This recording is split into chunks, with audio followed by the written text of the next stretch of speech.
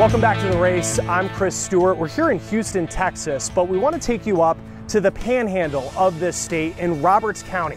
This is a place that gained notoriety back in 2016 as the most pro-Trump county in America. 95% of the voters there voting for now President Trump.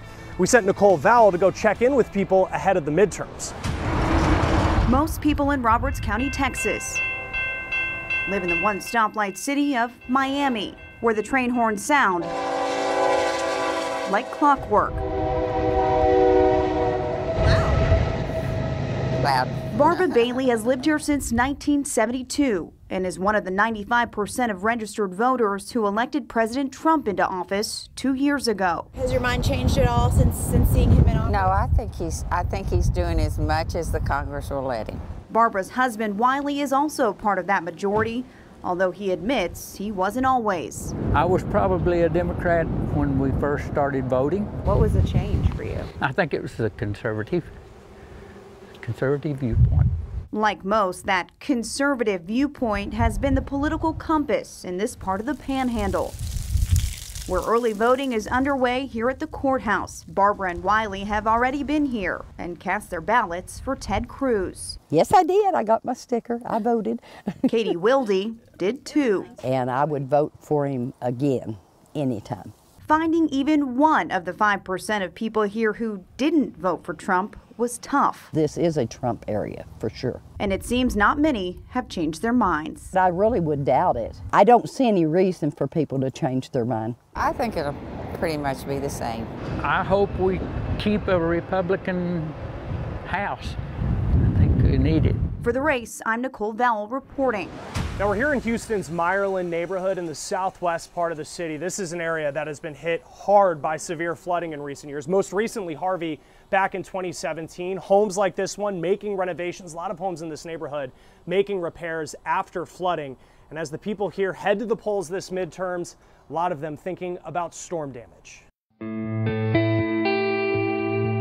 Is it kind of weird that it's like a skeleton, I guess, of what it was like when you were there? For the last 3.5 years, walking into the house has been a very depressing type of a thing. Yeah. It hasn't been easy being a homeowner in Houston's Meyerland neighborhood. Just ask the Roberts. We experienced the flooding in 2015, again in 2016, and 2017 in Harvey as well. They haven't lived in this home since 2015. Major flooding forced them out then. Then Harvey hit this part of town even harder last year.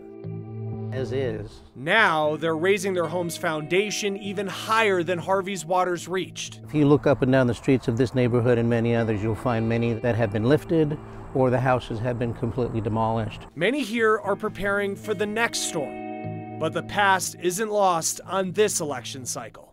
Texas will rebuild, Houston will rebuild. I am there for those communities each and every single day. The topic of flooding and recovery from flooding has not left the public conscious for at least, the last 3 years, probably before then, but really especially over the last 3.5 years. So that's a major talking point for politicians? It's a huge talking point for politicians. You can listen to any political commercial or debate and you will hear some type of a reference to recovery from flooding from Harvey. You were hit with the storm back in 2015, then another in 2016. Harvey comes through. Why do you stay? It's a good question. It's a person-by-person decision. There's no question about that. We love this neighborhood. We fought for years to try to get into this neighborhood, so we just really love it here. The areas and physically where it's located, geographically where it's located is really, really convenient to living in Houston, especially the schools are excellent. So there was a lot of things that we really liked about this neighborhood. So we stuck it out. We prayed about it and thought about it and it took all things into consideration, and that's what we ended up choosing to do. A lot to talk about. Stay with us. This is The Race.